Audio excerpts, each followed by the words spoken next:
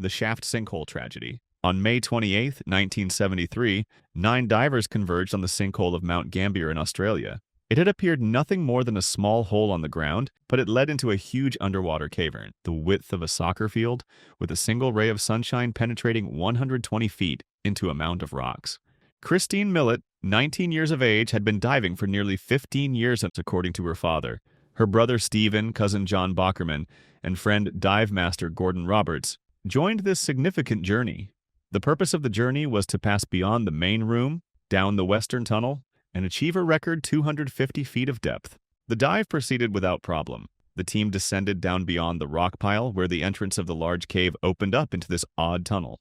Christine and the team rushed into the tunnel. The 4 divers shifted a lot of compacted earth, leaving a heavy dust of sand. With signals and vision limited to the span of their arms, they lost their way. The air supply, low to begin with because they were underwater, fell rapidly. Christine and Gordon searched hastily for something on the tunnel's ceiling, flashing their flashlights into the water. And there wasn't even a tiny crevice. John, possibly ill from the water's nitrogen, swam into the darker end. The leader, Stephen, blew up his buoyancy pack and attempted to rise, becoming snagged on a rock. One by one, they exhausted their air. None of them would live to experience the sun. Above, the other divers gradually rose, more terrified with every step, realizing 4 of them were not there. It took 11 months of effort for the 4 bodies to be retrieved from the shaft. The Agen Allwedd tragedy. The rule of thirds exists for a purpose. On June 15, 1974, Roger Solari and Martin Farr explored into the Agen Allwedd cave complex in Wales. The two made their way down a mile of constricted passage under heavy gear. They searched for access into a novel, unexplored 4th section. The journey was grueling. They pushed their equipment through boulder chokes, squeezed through tight passages, and dove through 3 underwater tunnels before reaching their destination. Each man carried 3 air tanks, knowing they would need every breath for what lay ahead. At the 4th sump, there existed a weird apprehension. The cavern felt smaller, and there existed a heavy anticipation in the air, but they pressed on. Roger unrolled 400 feet of rope, and then 100 more feet, delving deeper even though more than a third of his air had been consumed. Defying the primary rule of cave diving, Martin hit a gravel barrier after 500 feet. He crawled on top of it, expecting there'd be air, but there was nothing but rock above. Martin made quick signals that they must head out immediately. Roger glanced back and realized they may not be able to make it back, and worry creased his face.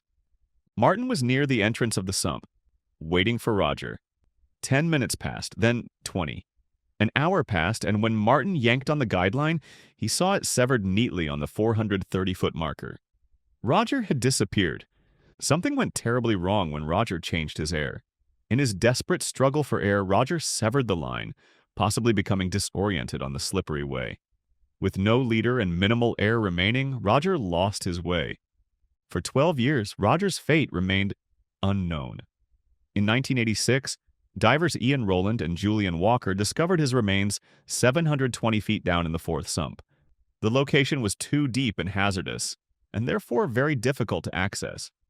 Roger Solari remains there today with the secret of the cave, a secret airspace referred to as against all odds. Discovered a year after their discovery of his remains, the Sterkfontein cave tragedy, 3 cave divers descended into the Sterkfontein caves in South Africa on September 29, 1984. Nuno Gomes, Malcolm Keeping, and Peter Verhel. They mapped out a straightforward 20-minute dive to drop a guideline along the underwater tunnel. They reached a small air pocket at the far end, a cramped room that was only 10 feet long and 3 feet wide, where they spoke for the final time as a group. The return journey progressed smoothly until Peter disappeared.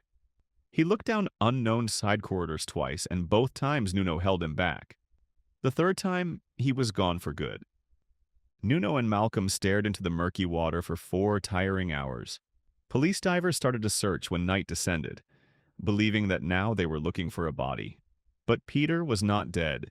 He was stuck in a pocket of air out of sight, waiting in complete darkness for rescue that never arrived. Weeks became days. Peter sat in complete darkness, saving the battery of his soon-to-be-dead flashlight and listening for sounds that never came. He had water to drink from the cave and air to breathe, but nothing more. His world was as limited as his tiny air chamber, as starvation started to get the best of him.